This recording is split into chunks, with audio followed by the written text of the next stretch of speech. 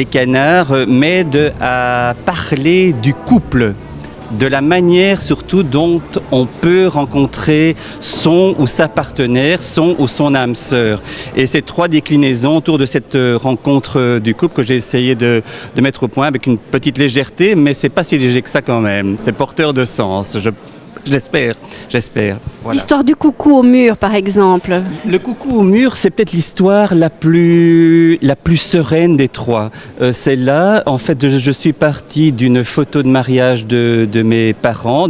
Donc on peut le voir, le distinguer. Je n'ai pas voulu qu'elle soit trop évidente, mais enfin voilà, on comprend que c'est une photo de mariage. C'est un mariage qui se passait à la campagne, donc sans artifice, d'une manière très très sobre et très très simple. Donc moi c'est une photo que j'aime beaucoup. Et quelque part là c'est une allusion au couple, à un couple relativement stable, très très aimant. Et c'est pour ça que le canard est support de cette petite photo. Et l'allusion à la pendule, pour moi, est très important. Donc il y a cette espèce de tic-tac, ce ronronnement du couple, mais il n'empêche qu'il y a un accessoire ici qui est important, c'est cet effaceur. Ça veut dire par là... Effaceur de tableau. Effaceur de tableau, effaceur de ce qui pourrait éventuellement déraper, glisser ou mal fonctionner. J'oublie, allez, ce n'est pas grave, on ne va pas en faire un fromage et on redémarre, on continue, c'est ce qu'ils ont fait quand même pendant toute leur vie. Donc ça, voilà. Ça c'est pour le coucou.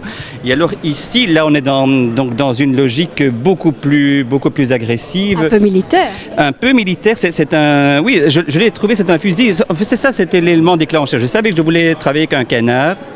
Et j'avais envie de parler d'une démarche beaucoup plus agressive dans la manière de rencontrer son partenaire. Donc agression, il y a, c'est quand même une arme qui a servi aux militaires français en 1936. Je l'ai appris, je ne le savais pas, je ne suis pas un passionné d'armes, mais elle est complètement dépecée. Donc pour moi, c'est une espèce d'arme, on le sent, mais c'est aussi un jouet.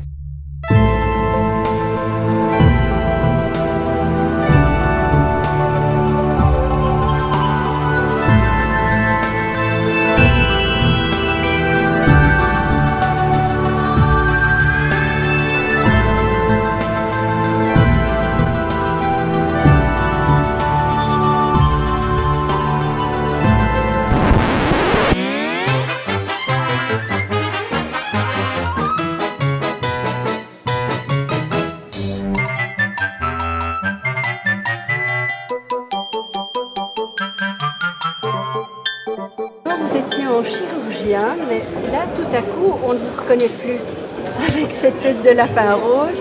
Quelle est la nouvelle série que vous amenez ici au Max?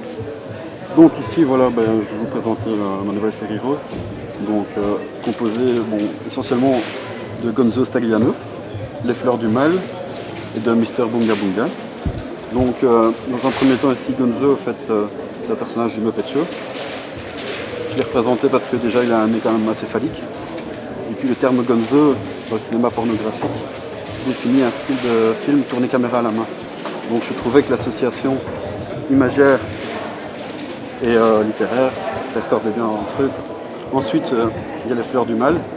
Donc là, ce sont des fleurs d'oranger qui sont peintes, elles, à l'aide de mon sexe, du fait que quand une jeune fille n'est plus vierge, elle est déflorée. Donc je trouvais intéressant pour la symbolique de peindre ça avec mon sexe. Ensuite, vous avez Mr Bunga Bunga, donc c'est M. Berlusconi.